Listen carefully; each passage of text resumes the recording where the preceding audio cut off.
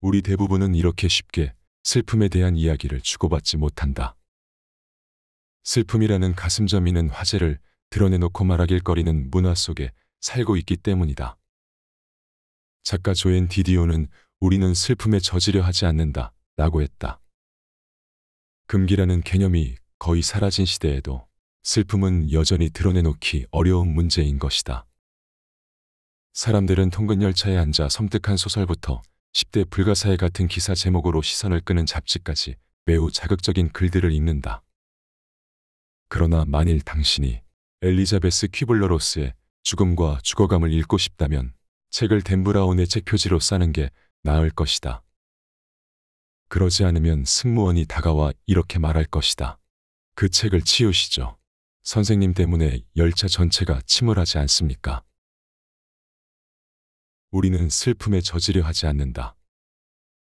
그럼에도 슬픔은 우리를 적신다. 슬픔은 아무런 경고도 없이 삶에 틈입한다. 그럴 때 우리는 기습 공격을 받은 것처럼 당황한다. 사랑하는 누군가를 잃어서일 뿐만 아니라 타인들이 우리를 정서적으로 멀리하기 때문이다. 남편을 잃은 한 여성은 섬에 있는 것 같아요 라고 했다. 우리는 이런 감정을 토로하는 이들을 수없이 만났다. 소외감은 슬픔에 빠진 사람이 아주 고통스러워할 때 찾아오는데 얼마나 뼈에 사무치는지 세사르 바예오 같은 시인만이 묘사할 수 있을 정도다. 생에는 너무도 뼈아픈 불행이 있느니 신의 증오만큼이나 혹독한 무언가로부터 비롯된 듯한 불행이. 슬픔에 빠진 사람은 고통스러울 뿐 아니라 홀로 섬에 있다. 이 이중의 고통은 인간이 겪는 다른 어떤 상처보다 슬픔에서 더 도드라지는 것 같다. 연인이든 친구든 지인이든 심지어 복도에서 스쳐 지나갈 때 무슨 말을 해야 할지 몰라 망설이는 직장 동료든 슬픔에 잠긴 이들 주위에 있는 사람들 역시 소외감을 느낀다. 이 소외감과 대면하자. 슬픔에 관해서라면 우리 대부분이 서툴고 어색하다고 느낄 테니 말이다. 이 책이 도움이 되길 바라는 지점이 바로 여기다. 작가 C.S. 루이스는 우리는 혼자가 아니라는 것을 알기 위해 책을 읽는다 라는 말을 자주 했다. 이 말을 들으면 누구든 어느 책이라도 집어들겠지만 슬픔에 관한 책을 고를 때 이 표현은 특히나 적절하다. 모든 슬픔은 누군가로부터 남겨지는 것과 관련이 있으니 사람들이 극심한 슬픔의 고통 속에서 혼자라고 느끼는 것은 물론 놀라운 일이 아니다. 정말 놀라운 것은 슬픔을 이야기하고 슬픔을 깨달을 때 사람들이 뼛속 깊이 외로움을 느낀다는 점이다. 바로 이 때문에 우리는 책을 다음과 같이 엮었다. 우리는 수많은 대화를 나누면서 깨달은 말걸기 방식으로 슬픔에 대해 알려주고 싶었다. 또 사람들을 덜 외롭고 덜 두렵게 해주고 싶었고 슬픔이란 주제에 대해 더 많이 말할 수 있게 해주고 싶었다. 당신이 사랑하는 이를 잃고 슬픔에 젖어 있다면 지금 겪고 있는 것을 사람들과 나누는 일이 얼마나 어려운지 알고 있을 것이다. 그리고 사람들을 불편하게 하는 말을 할까 걱정할 것이다. 영화 젊은 프랑켄슈타인에서는 한 등장인물이 블루어 부인이라고 말할 때마다 말 한 무리가 히히잉하고 울기 시작한다. 슬픔을 이야기하는 것이 그렇게 느껴질 수 있다. 당신은 말들을 놀라게 하고 싶지 않은 것이다. 세상을 떠난 이의 이름을 꺼내서 말 울음소리를 듣느니 차라리 침묵을 지키고 혼자만의 섬에 틀어박힌다. 그런데 그래서는 안 된다. 우리는 이 책을 그런 침묵에 다리를 놓기 위해 썼다. 그러기 위해 다루기 쉽지 않은 주제를 솔직한 구어로 담아냈으며 다음 세 가지의 공을 들여 사별의 슬픔이라는 버거운 주제를 다뤘다. 첫째는 사람들이 슬픔에 관한 책에서 말하면 안 된다고 생각하는 것을 담는 것이다. 비탄에 잠긴 사람들 중에는 아마 이 말은 책에 넣고 싶지 않을 거예요. 하지만 과 같은 말로 말문을 여는 경우가 종종 있다. 사람들이 이렇게 나오면 우리는 이야기를 받아 적다가 멈칫하게 되었다. 책의 여백에서 곁가지로 흐른 대화에서 한밤의 산책길에서 뜻밖의 찾아낸 이런 무심한 말들을 우리는 이 책에 그대로 담았다. 우리는 이런 순간에 가장 많은 것을 배웠다. 사랑하는 누군가의 죽음이 아주 큰 비극적 사건일지 모르나 슬픔은 더 힘겨운 고투라는 것도 그 가운데 하나다. 46세 안에 제인 캐니언을 떠나보낸 시인 도널드 홀은 이것을 우울한 하이쿠라는 짧은 시로 표현했다. 당신은 생각하지.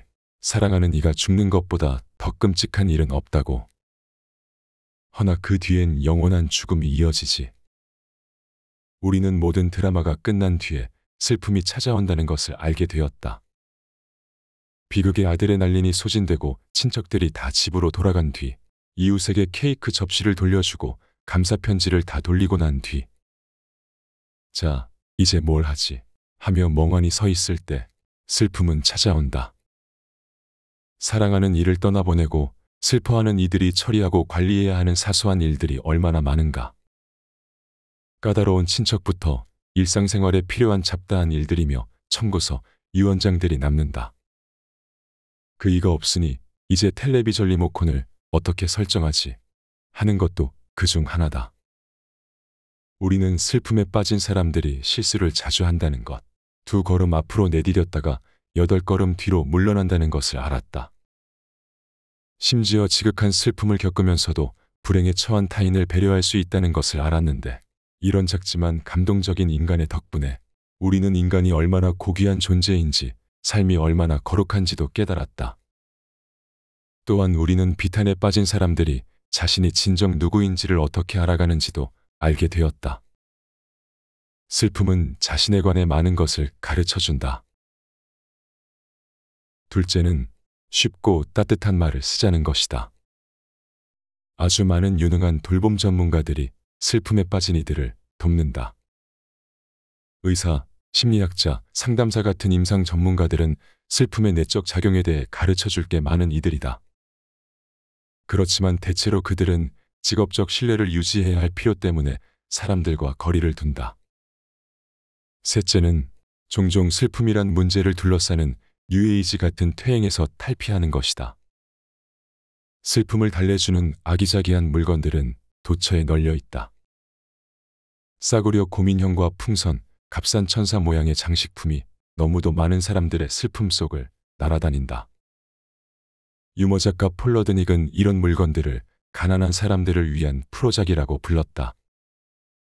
그렇지만 가슴 미어질 듯한 문제를 그렇듯 달콤하게만 이야기하다 보면 슬픔에 빠진 사람 중에서도 쿠레이드 같은 청량음료를 마시기에 나이가 너무 많은 사람들은 소외감을 느낄 수 있다. 이 책에 담긴 모든 이야기와 정보의 존재 이유는 오직 한 가지다. 바로 당신이 혼자가 아님을 일깨워주는 것이다. 다른 이들도 당신이 느끼는 것을 느낀다. 당신의 감정이 삐딱하거나 우스꽝스럽거나 추하거나 전혀 당신답지 않더라도 말이다. 우리의 목적은 당신이 덜 외롭다고 느끼게 하는 것. 더 솔직히 말하자면 바보 같다는 느낌을 덜 받게 하는 것이다. 이 책은 우리가 발견한 것들을 슬픔이라는 주제로 걸러내어 엮은 일종의 여행담이다. 사랑하는 사람을 잃고 슬퍼하는 이들을 독자로 삼았지만 그런 사람을 도우려는 친구나 가족, 그리고 그저 슬픔이란 주제에 관심이 있거나 이 불가피한 인간 경험을 이해하고 싶은 이들도 염두에 두었다. 슬픔에는 절대적인 것이 없다. 쉽게 견딜 비법도 없고 빠져나갈 구멍도 많지 않다. 사별의 슬픔처럼 개인적인 경험을 이해하고 나면 다양한 방식으로 다양한 사람과 공감할 수 있을 것이다. 누구든지 슬픔을 이해하는 자신만의 길을 찾아야 한다. 책은 그 길을 가는 동안 동행해 줄 뿐이다.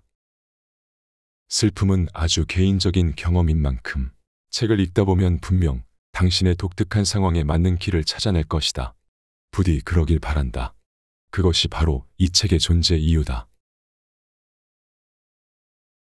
오늘 소개해드린 내용은 론 마라스코, 브라이언 셔프의 슬픔의 위안의 머릿말에서 가져왔습니다. 이번 책 소개는 옹긴이의 말로 전해드리는 것이 더 적절한 것 같아 이걸로 대신하겠습니다. 소중한 사람을 다른 세계로 떠나보낸 경험이 없는데도 사별의 슬픔이라는 무거운 주제에 끌릴 만큼 역자에게는 슬픔이 많다. 그런데 정작 이 책을 번역하기 전까지 한 번도 슬픔을 깊이 생각해 본 적이 없다는 사실을 깨닫고는 놀랍고 의아했다. 어쩌면 조앤 디디온이 말한 슬픔에 젖지 않으려는 성향이 무의식적 의지로 역자의 내면에 굳어져 있었는지도 모른다. 슬픔을 똑바로 바라보는 것은 힘겨운 일이니 말이다. 그렇다. 사람들은 좀처럼 슬픔을 드러내지 못한다. 사별의 슬픔은 다른 이들을 불편하게 하기에 더더욱 그렇다. 그래서 슬픔의 섬에 자신을 우패한 채 혼자 고통스러워한다. 하지만 슬픔에서 헤어나려면 비통해하는 다른 이들과 손을 잡고 슬픔을 나눠야 한다. 그 시작이자 가장 쉬운 방법은 독서일 것이다. 사별의 슬픔을 다룬 책은 많지만 대개가 슬픔을 절절히 토로한 회고록이거나 자기계발서 혹은 전문 용어로 채워진 심리치유서다. 문학교수와 작가가 함께 쓴 슬픔의 위안은 그런 책과는 사뭇 다르며 독특하다. 사랑하는 사람을 잃고 나면 처음엔 고인이 없는 낯설고 불쾌한 상황을 견디며 적응해야 한다. 참으로 짊어지기 버거운 무게다. 이 괴로움에서 벗어나려고 허우적거릴 때 우리는 여러 허위에 둘러싸이게 된다. 패닉에 빠지거나 주위 사람의 악의 없는 실수에 마음이 베이는가 하면 수치심에 발목이 잡히기도 한다. 하지만 슬픔에서 벗어나려면 이런 허위를 떨치고 슬픔을 똑바로 바라보며 대결해야 한다. 그런 다음 스스로에게 휴식을 허용하고 자연을 가까이 하거나 책을 읽으며 황폐한 마음을 달랜다. 때로는 지독한 탐닉에 빠져드는가 하면 냉소가 뜻밖의 유용한 위안이 되기도 한다. 이런 과정을 거치고 나면 슬픔의 흔적을 간직한 채 거듭나는 때가 온다. 이때 우리는 떠나간 이가 우리 삶에서 차지했던 의미를 차분히 되새기며 앞으로 나아갈 힘을 얻는다. 슬픔의 위안은 이처럼 사랑하는 누군가의 죽음에서 시작되어 살아있는 이의 삶으로 돌아오는 슬픔의 궤적을 찬찬히 묘사한다. 깊은 슬픔을 온몸으로 통과하고 나면, 자신의 존재와 우주가 흔들리는 경험을 하고 나면 자신도 세상도 낯설어질 것이다. 다시는 그 이전으로 되돌릴 수 없는 것들이 생길지도 모른다. 그럴 때 슬픔의 위안 같은 책이 곁에 있다면 피할 수 없는 인간 현실인 슬픔을 더 깊이 이해하고 그리하여 더 많이 위로받을 것이다. 부디 그러길 바란다.